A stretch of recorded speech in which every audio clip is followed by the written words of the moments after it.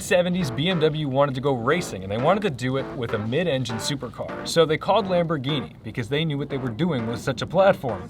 Lamborghini almost completely developed this M1 before they had financial troubles, and that's when BMW had to swoop in, steal back all the molds, and figure out what to do with the car that they had already paid for. What they ended up with was the M1, and by the time it was ready to go racing, the class was gone. So they made 399 homologated road cars, and this is one of them. This is Stygian blue. It basically looks purple in the sunlight.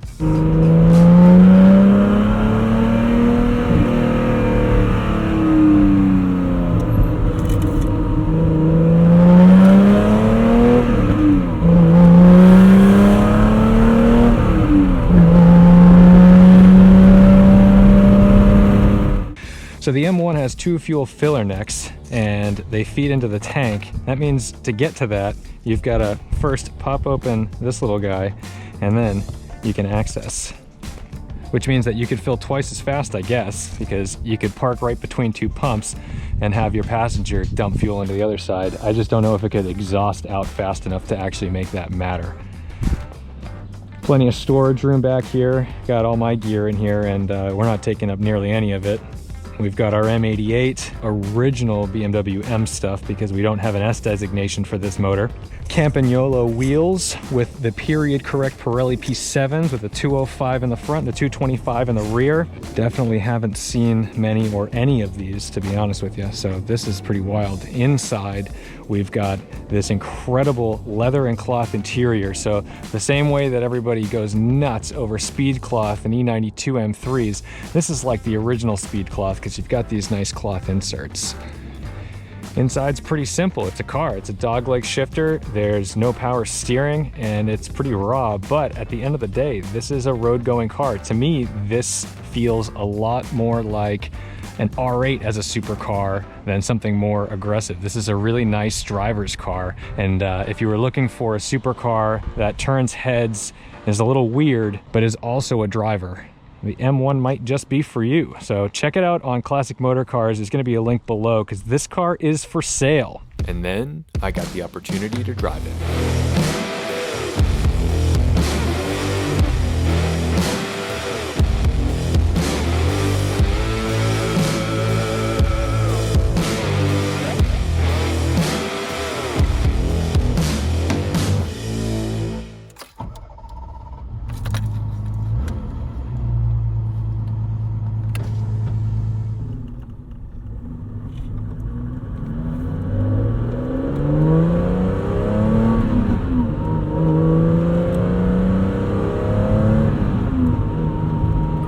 Induction noise from this M88. It's an inline 6 with individual throttle bodies. It's a twin cam with 4 valves per cylinder.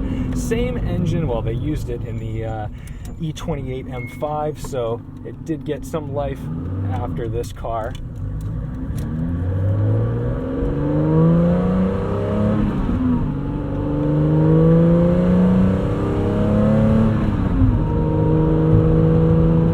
It's a dogleg transaxle 5-speed, and it's actually, this is probably one of the nicest BMW gearboxes I've ever felt. Who knew?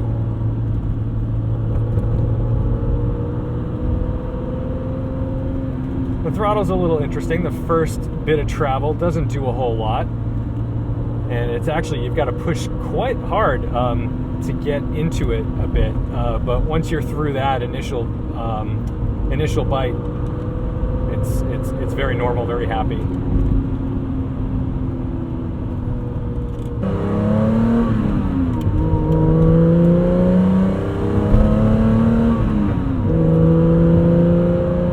.277 horsepower out of this engine. I'm not going to wind it out because it's a $500,000 car, but it feels great. It sounds incredible, and this is really the only mid-engine supercar BMW's ever done because I refuse to count the i8 as a supercar.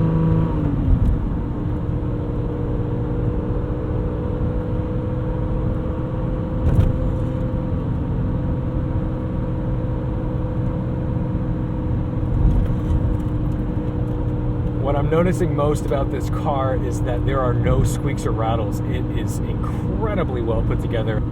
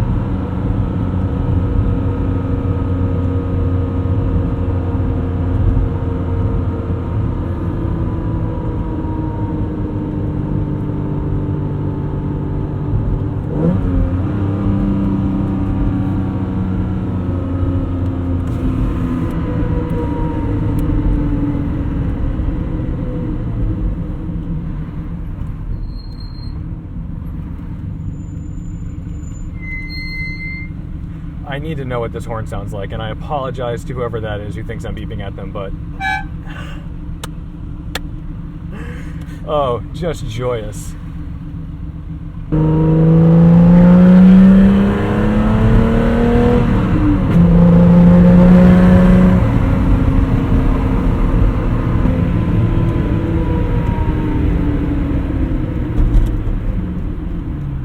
And of course, now we get to do the ever popular turning radius test, which I'm sure you've all been wondering what it's like to do a U-turn in an M1. I certainly have.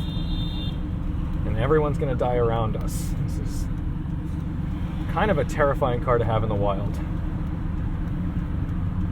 I both love driving it and can't wait to give it back.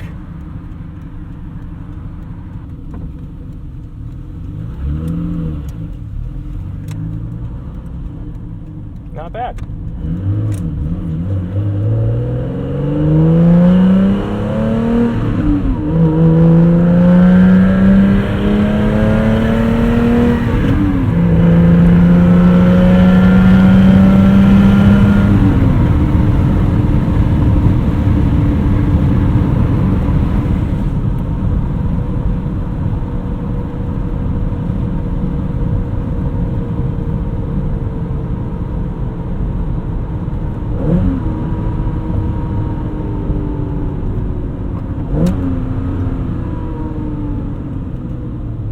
Ordinary BMWs, very extraordinary BMWs. Oh, my brain is melting. I'm starting to get used to it a little bit. It is unlike anything I've ever driven. It's kind of got that Italian vibe where my feet are off to the right, clearly Lamborghini, but then it's got like an R8 usability to it.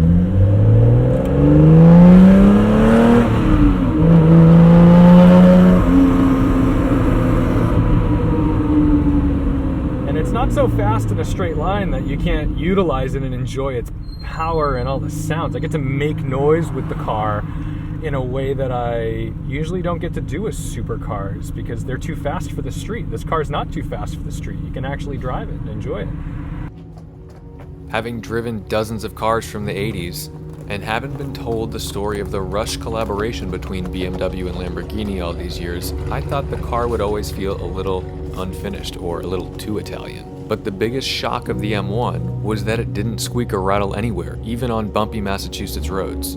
The dashboard in my E92 M3 rattles when it's cold, but the E26 is rock solid. Which brings me to my final thought. A lot of times we don't want to meet our hero cars because they disappoint us. They're too complex to drive, they're too arduous to drive. They smell, they're exhausting. But the M1 was none of those things. It was a pleasure to listen to operate, and to learn. It didn't beat me up driving up and down a road in traffic. And every head it turned was someone who truly appreciated it, or someone who knew it was something special and had to make a phone call and describe to their well-educated car friend what they may have just seen. To which their car friend would certainly say, "No, you didn't see that." Those are far too rare for you to have seen one on the street. So thank you so much for watching, liking, commenting, and subscribing. Don't forget to respect the drive. I'll see you in the next one, and if you're interested in buying this M1 or showing it off to your friends, check out classicmotorcars.com. I turned it off.